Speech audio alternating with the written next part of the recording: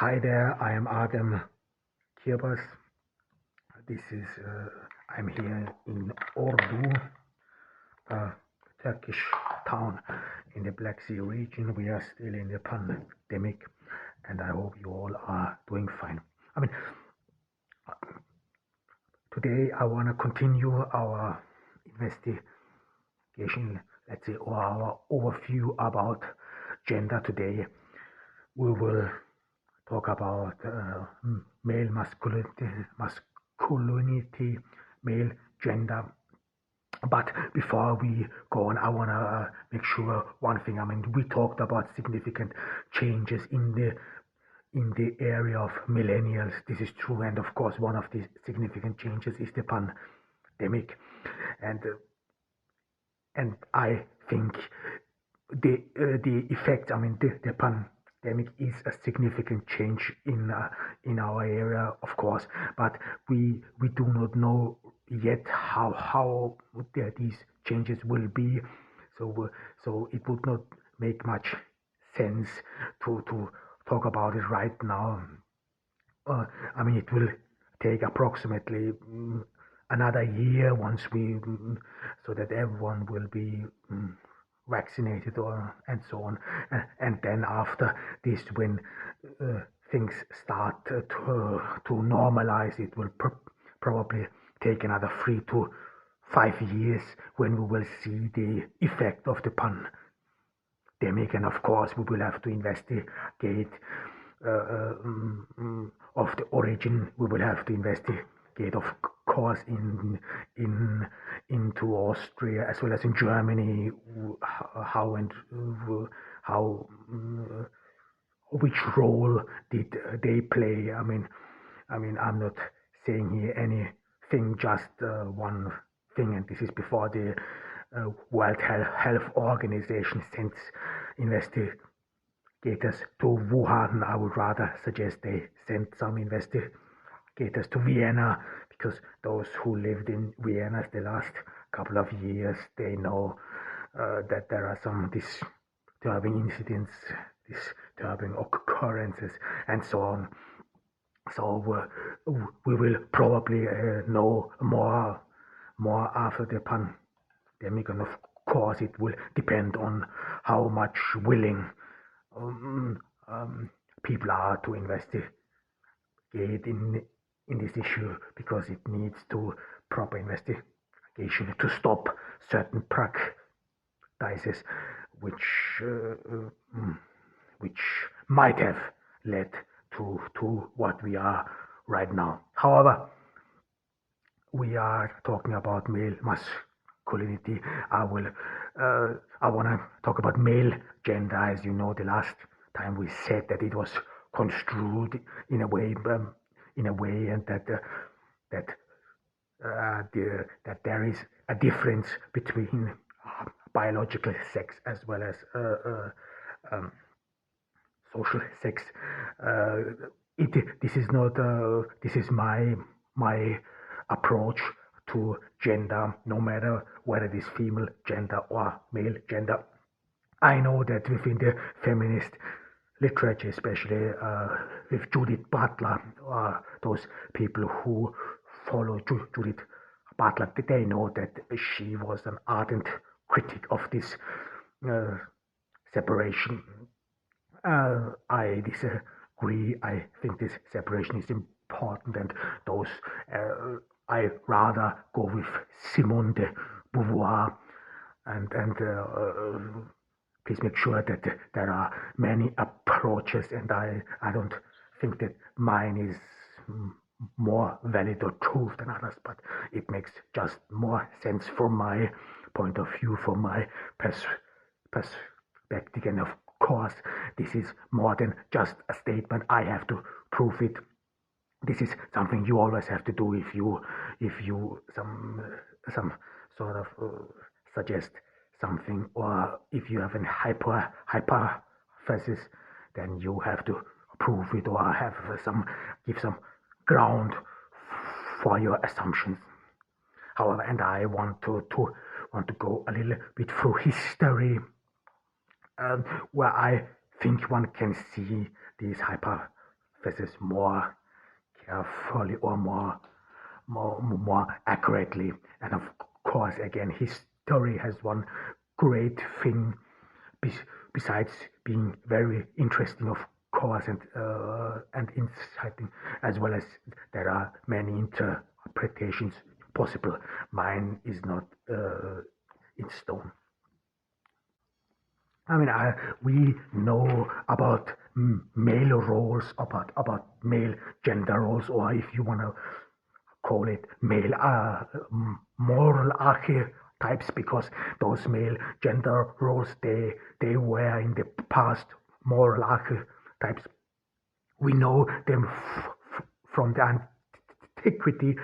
Of course, this did not start moral archetypes as well as how man should behave did not start in the antiquity. Nevertheless, we have the most artifacts from the antiquity from this time, especially the Greek literature, despite the fact that we do not even have 10% of all this culture. Nevertheless, this 10% or less than 10% are very telling. And in Greek culture, of course, this is what you would say. This is Greeks lived a very simplistic lives, or the way they tried to differentiate from all others was one thing was they lived a very simplistic lives, and they would always compare themselves with Persians, whereas Persians were always considered some sort of a this living in luxury, in gluttony, and so on. There are very famous examples. For example, Alexander the Great, when he conquered Persia, he started to dress himself like Persian. He some sort of welcomed the Persian nobility into the Greek nobility. This was one of the reasons why he was called a despot, and so on. So the Greeks tried him for them. And of course, there we know something. This is by Aristotle, assumably that Persians would not make differentiate between their wives and slaves. I mean, we don't know. We have to be aware of one thing, that Aristotle himself was a slave. He was a helot. He was a slave in his polis. However, but this had a very fundamental effect, of course, in one way, how to behave, how to act, living a simplistic life. And of course, to this very day, this Greek confrontation between the East and the West play a crucial role to this very day. This is some sort of cultural separation between the Orient and the Occident, and nowadays in recent time between Islam and Christianity. So these things, and if you pay close attention in the Greek antiquity, these issues play a crucial role there, and even had a huge influence on today, as well as the Greeks would call everyone who is non-Greek a barbarian. This has some sort of was taken over as well, is still part of our culture. So everyone who is not being considered in a way civilized is being considered as barbarian, and in a way the way how other cultures treat their women is partially as well as called uh, in uncivilized cultures one would find these sorts of behavior. I will talk about this in a little bit later, but these are the first things we know about how man should behave. You have to always be aware male gender, as well as actually female gender, is always about how you behave, and of course it comes with a moral on how to present yourself and how to think of yourself, because a moral is always we have to think of morality always with inclusion and exclusion, and morality always works with resentment. This means you have to separate yourself in a way or another from all others. And in the Greek tradition, this is something you could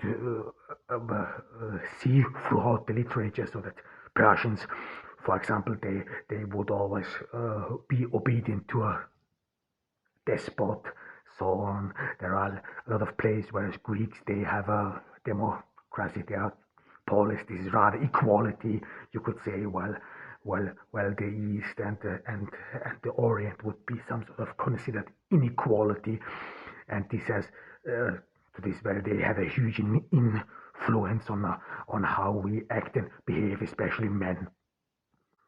Then another source we have from the Roman Empire, especially in the beginning. This was some sort of you could understand this partially as history. It is being considered part of his history, but not how we understand history today, but as well as partially as some sort of a nursery rhyme which was told to Romans and how to behave yourself, especially how Roman citizens would behave themselves, that they would be proud of their republic. This was when Romanity, some Romans, some sort of, I don't want to go too deep in Roman history, but this is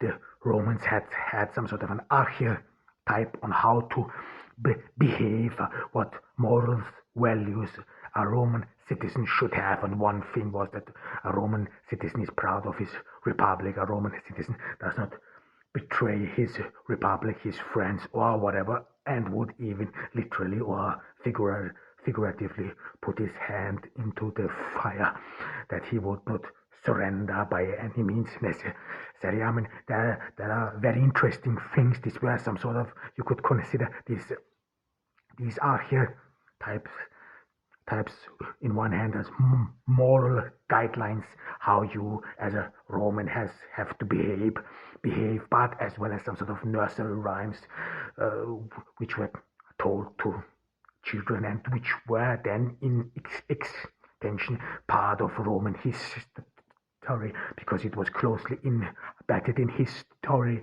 in Roman history. So people would tell these each other. I mean, this all starts with the founding history of Rome, with Romulus and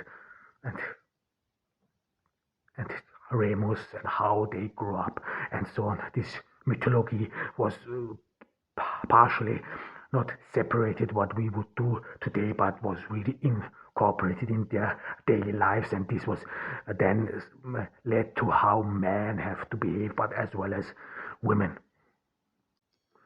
Another archetype or moral behavior or moral code was then Christian morality. Friedrich Nietzsche, German philosopher, wrote a lot about Christian morality. I mean, I don't want to go now into detail, but I think Friedrich Nietzsche is very important for postmodernism and thinking, and I want to dedicate maybe later one episode to him, because I think it is very important what he said about morals, about general assumptions and so on. So, however, Christianity was developed some sort of a slave morale. This was Christianity was some sort of religion from the simple man. You have to be aware of one thing, that in the Roman Empire, Christians were prosecuted up to when Christianity became in 300 AD under Emperor Constantine, national religion in the Roman Empire. Christianity Christians were prosecuted, and they were poor. They had nothing to hope for. They hide from the public. This was in